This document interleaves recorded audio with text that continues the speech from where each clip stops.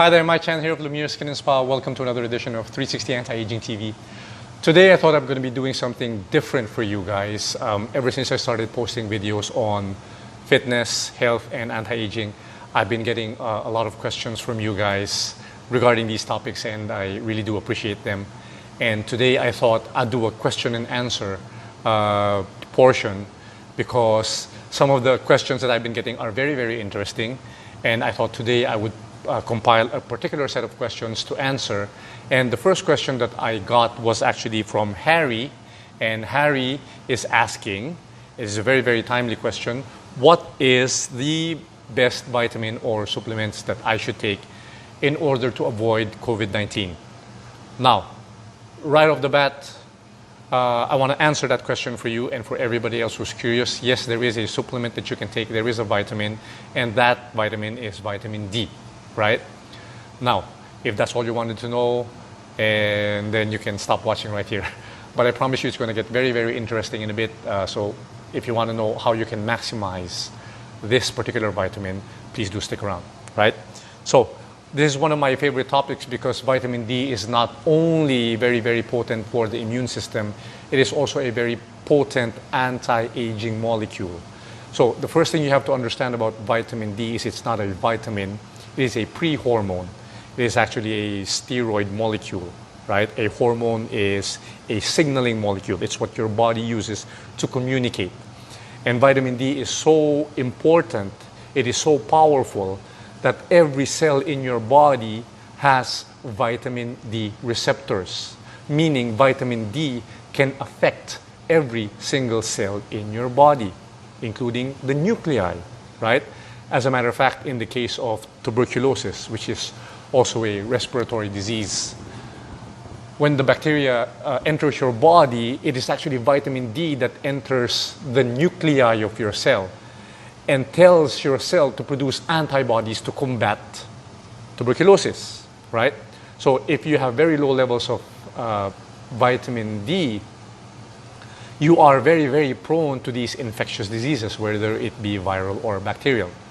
So as a matter of fact, in the case of COVID-19, there is a very interesting study that came out from a Philippine doctor, which is being used internationally. I'm going to post it right here.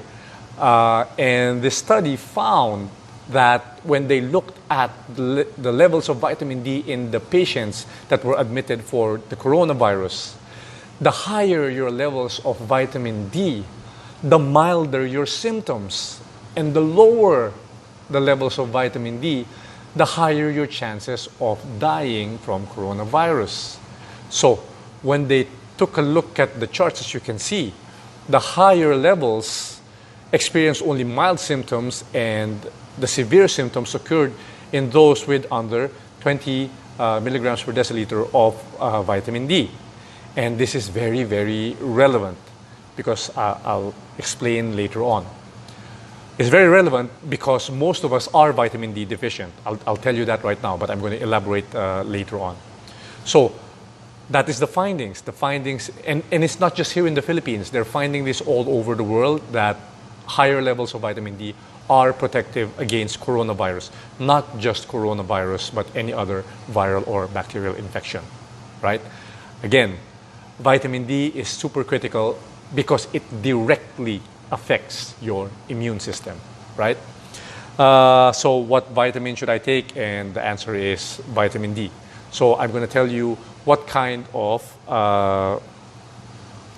what is vitamin D? I just told you that. And how is it formed? All right, so vitamin D is formed when sunlight hits your skin. It converts the cholesterol under your skin, 7D hydrocholesterol, into 25OH, right? It goes in the liver and it's converted into vitamin D, 25OH. And that further travels to your kidney, and that is converted into the active form 125OH. Now, you don't need to understand what these forms of vitamin Ds are, but I do want you to remember 25OH because later on I'm going to show you how you can check if you have adequate levels of vitamin D, right? Remember that, 25OH. What are its functions? So many functions. Vitamin D is responsible, or vitamin D is essential for muscle and bone formation. It is necessary to regulate the metabolism. It affects your parathyroid hormones. It affects basically all your metabolic functions in your body. It is that critical that if you're low on vitamin D, I promise you, you are aging faster than you realize, right? The next question is from JJ. Can I get vitamin D through the window, right? Can I get vitamin D through the window of my condo? And unfortunately, the answer is no, right? And the reason is because you need UVB, that particular wavelength of the sun, right? Ultraviolet B. And that wavelength has a very, very narrow band, and it's very, very easy to stop. A window pane will stop it, tissue paper will stop it, clothes will definitely stop it.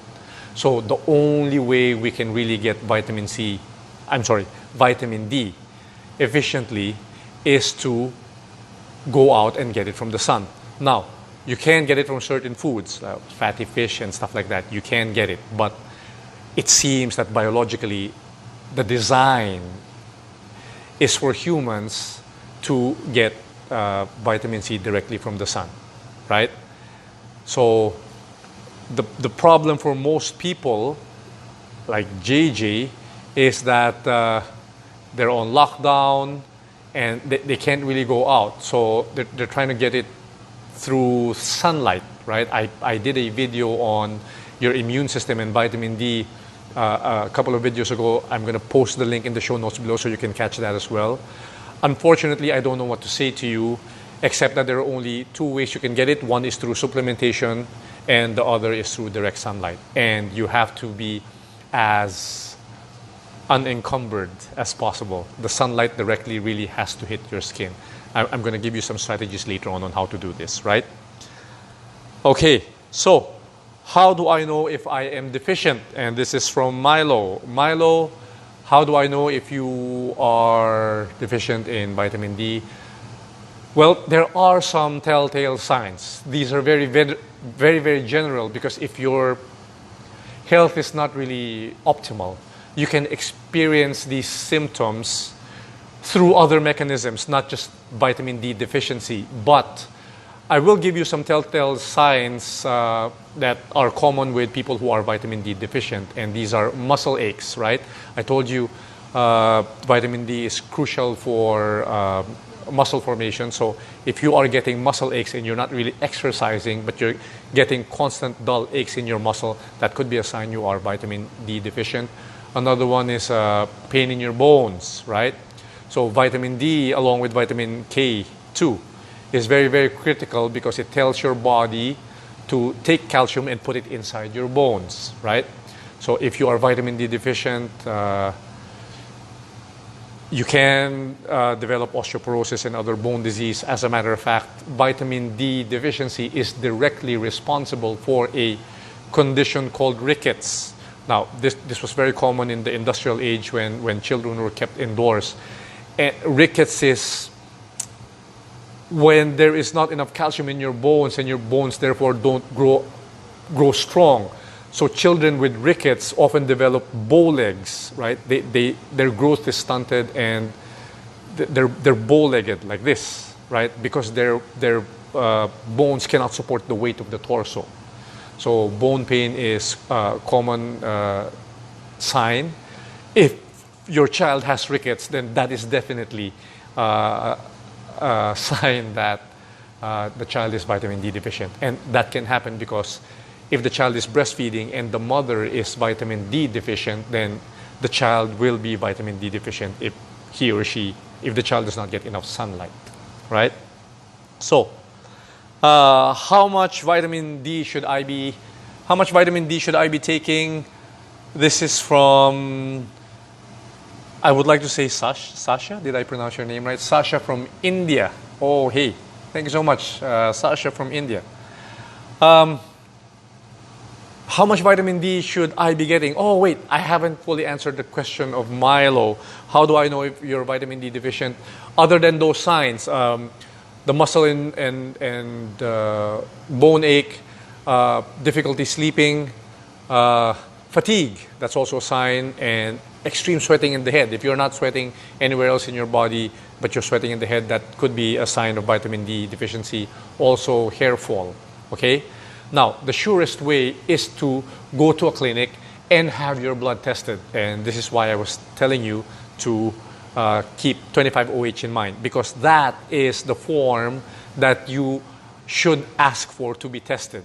25OH, not the active form 125OH, right?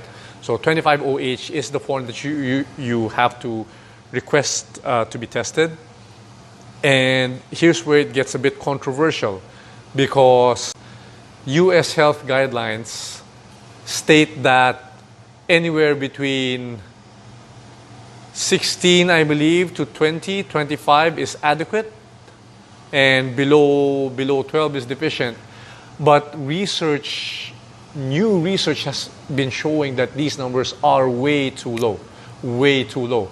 If you have 20 to 25 nanograms per deciliter of 25OH, that would be considered in a lot of Western medical journals to be on the safe or adequate limit.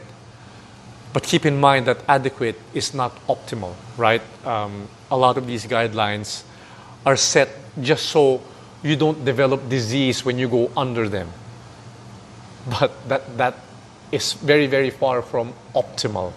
In order for you to function optimally, to be at your best and at your healthiest, the bare minimum should not be enough. What should be the target you are shooting for? Well, research shows that it should be between 40 to 60 milligrams per deciliter. Now, if you will look at the Maasai, these are traditional hunter-gatherers from Africa. That is the level that they are getting, and they are out in the sun all day. That when you check their blood, they are between 40 to 60, and they are a picture of perfect health, right? So try to go for 40 to 60. 40 is maybe the magic number, right? Anywhere close to 40, you should be fine. How much vitamin D should I be taking? Right, so Sasha, I'm going to call you Sasha. I'm sorry if I'm getting your name wrong.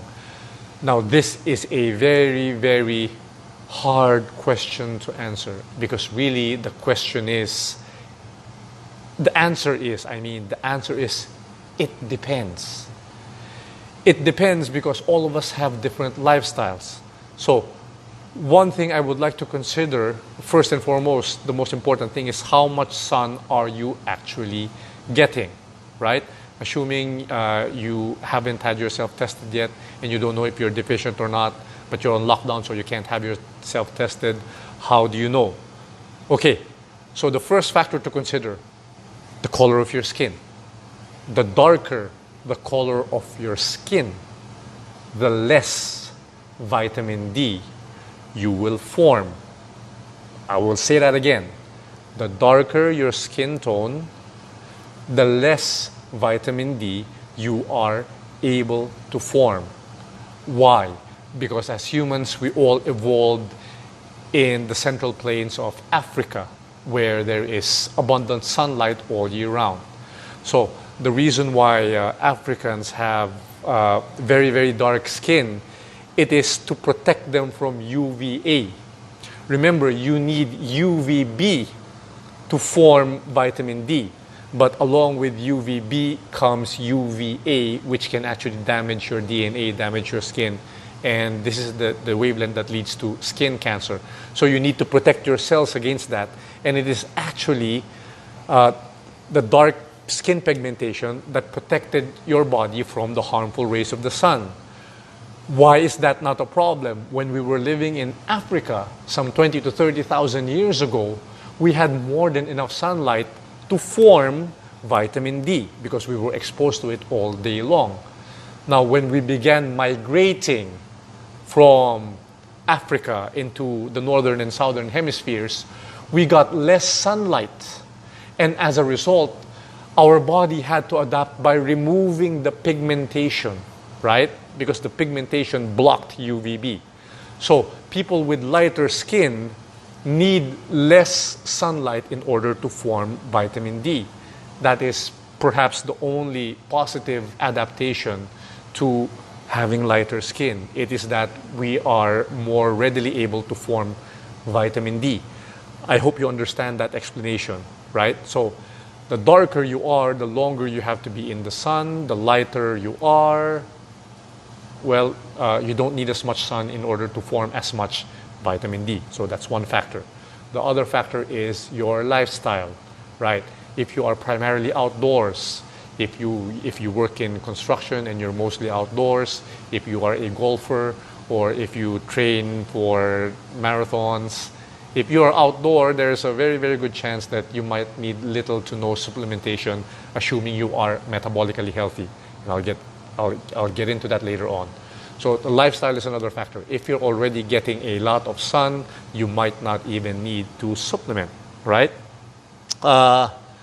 Another factor is your diet, right? Your diet plays a very, very crucial role in how much vitamin D you're getting. And I would like to take a moment to explain a particular point, right? I have been talking about premature aging in most of my other videos. And I have been talking about this condition called Metabolic Syndrome, or Syndrome X. You might more commonly know this as pre-diabetes, right? It is when you have high blood sugars, high insulin levels, hypertension, central adiposity, fat around the waist, fatty liver, high triglycerides, and low HDL. So it's called metabolic syndrome. It's called Syndrome X. Yes, it's an actual medical condition. It's most commonly known as prediabetes. And here is the kicker. If you are living a modern 21st century lifestyle and you are eating Western foods, processed, packaged, added sugars, refined, there is a better than 80% chance that you are pre-diabetic, have metabolic syndrome, Syndrome X, or you are, as I would like to call it, premature aging syndrome. You are aging prematurely and you don't even know it, right? You can be thin, you don't have to be fat.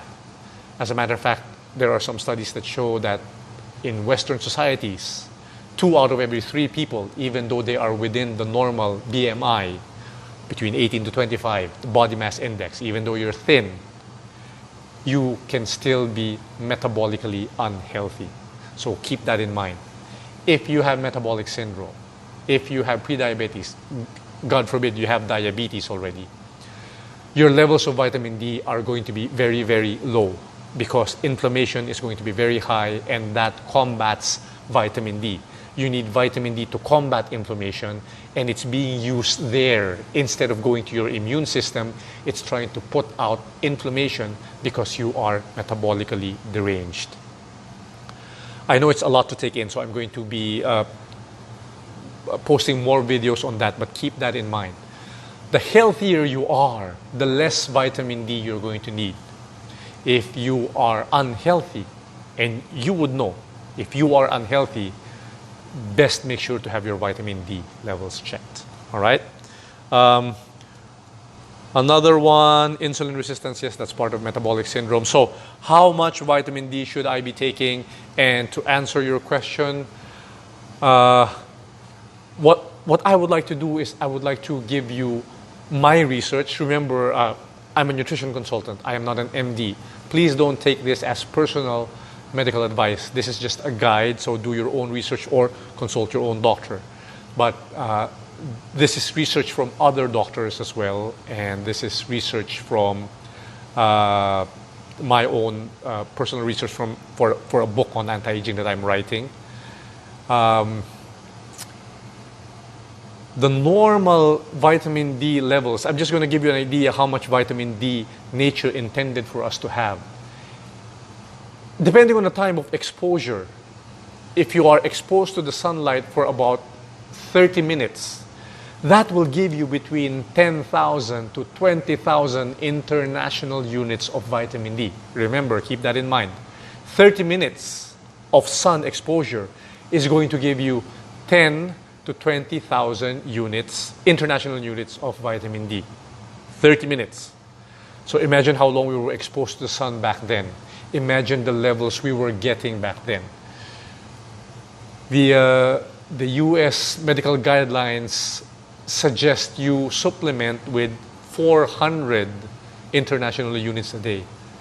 400 international units during winter, because obviously there's no sun.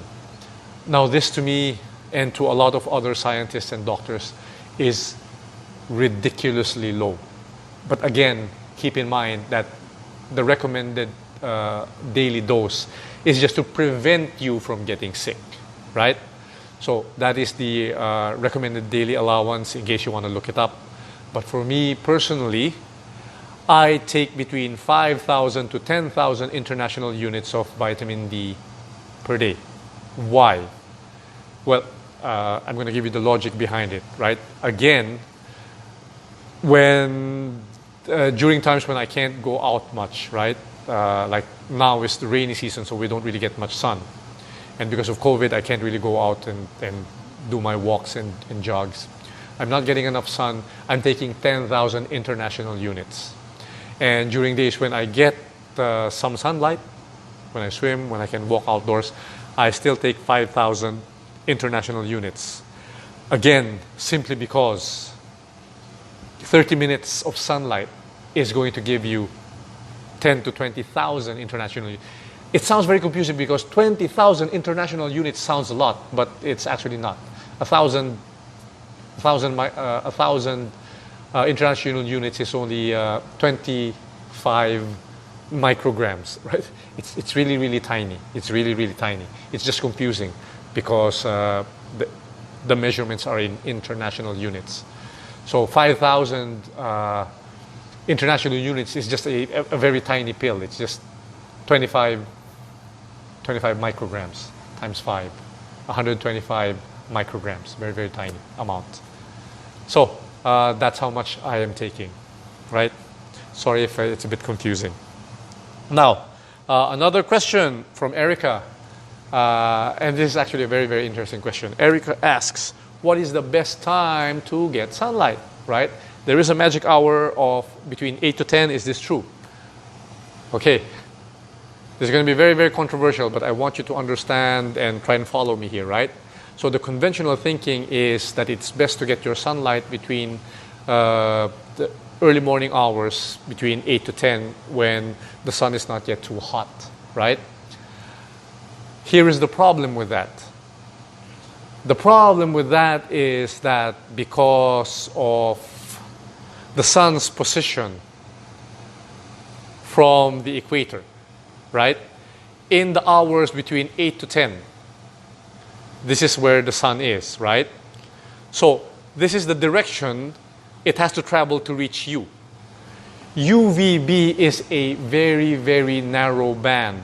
UVB, the kind of the rays that you want, the ultraviolet B that you want to form vitamin D, is very, very narrow, and the atmosphere blocks a lot of it. The further it has to travel, the weaker it becomes. UVA, on the other hand, is a much more powerful wavelength and can actually go through glass and even go through clothing, right? So imagine if the hours between 8 to 10, the sun is around here, UVB and UVA have to travel a longer distance to hit you. What that means is that you are actually getting less UVB because of the distance it has to travel, and more UVA, which is the wavelength that causes cancer, right? So the best time to actually get your sunlight in terms of getting sunlight for vitamin D formation is 12 noon, when the sun is directly overhead. That is the shortest distance that the sun's rays have to travel. Now, that is the time when UVB is most powerful. And that is also the time when UVA is weakest. It's actually quite counterintuitive because we see it's very, very hot. And so we think that, no, this is not the time to get out in the sun. Remember, the point of getting out in the sun is not to burn. You never want that, right? Whether you're going out early in the morning or whether you're going out 12 in the afternoon, there is always a minimal erythemal dose. When you begin to get red, when it begins to sting, you step out of the sun, right? That is your body's way of telling you you have had enough. Again, lighter skin will burn faster than darker skin. So the timelines that I am giving are very, very variable. I have very light skin, so I would normally try to get out in the sun between 11 and 1 for about 15 minutes. That's when I start to turn red, and that's when I start to go inside. Keep in mind that you begin to develop a tolerance when you do this every day, right? So for maybe on the first day, after 5 minutes, if you really don't go out in the sun, you're already going to begin to turn red, step out. The following day, it could be 6 minutes, 7 minutes, 10, 15, right? So you build a tolerance. But again, also keep in mind that when you are away from the sun for a long period of time, like the rainy season, winter, you lose that tolerance, so you have to start from scratch. Okay? I hope that's very clear. What is the best time? In terms of getting vitamin D and that alone, all right? In terms of getting vitamin D and vitamin D alone, then for me it is 12 noon. Why? Because that is when UVB is strongest and UVA is weakest. Now, the sun has many other beneficial properties that we are only now discovering, right? So vitamin D alone is not the sole reason where you should go out in the sun. So I'm not saying don't go out in the morning, or don't go out in the late afternoon. That's not what I'm saying. All I'm saying is for the purposes of this video and for the purposes of vitamin D production, that is my recommendation. All right? So I hope that answers the questions. I don't want really for this video to drag too long. If you have more questions, please feel free to message me here on the comment section, or you can reach us on our website, www.lumiereskinandspa.com, and our social media pages, Lumiere Skin and Spa on Facebook and Instagram. Now, just as a side note, this is, after all, an anti-aging channel, and it is my goal to help you age optimally, both inside and out. And vitamin D is very, very crucial in a condition that I'm going to be describing for you. A lot of women find when they're in their late 40s or early 50s, pre or post menopause, that they begin to sag, particularly in the lower face, right? Or we call it jowling. And women generally experience jowling much, much earlier than men do. And the reason is because when you hit menopause, you begin to lose testosterone, right? And testosterone is a hormone that is essential for bone formation. So studies show that within 5 years post-menopause, women can lose as much as 25% of bone in the jaw area. And if you don't have the soft tissue, if you don't have the bone, then the soft tissue will sag because it has nowhere to anchor. And here's where vitamin D becomes very, very critical. Vitamin D, as I mentioned earlier, along with K2, tells calcium to go inside the bone. So high levels of vitamin D is going to delay the degradation of bone in your face. A lot of people think that the sagging and the wrinkling is a problem solely of the skin thinning and the collagen degrading. It is not. When, as you age, the bones actually begin to degenerate as well.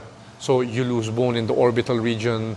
So around this area, that's why the nasolabial folds begin to become more prominent. And along the jaw area, that's why the jowling occurs. So it is very, very critical to maintain integrity of bone formation for as long as possible in order to have a tight skin and tight face, right? Right, so just to recap, vitamin D is a very crucial molecule, and you should strive to have between 40 to 60 milligrams per deciliter of 25 OH if you decide to have your levels checked, right? So the best way to get it is from the sun. If not, the next best thing is through supplementation, because that too has been proven to work. Okay? So until next time, to your looks and good health, this has been Mike Chan. I'll see you soon.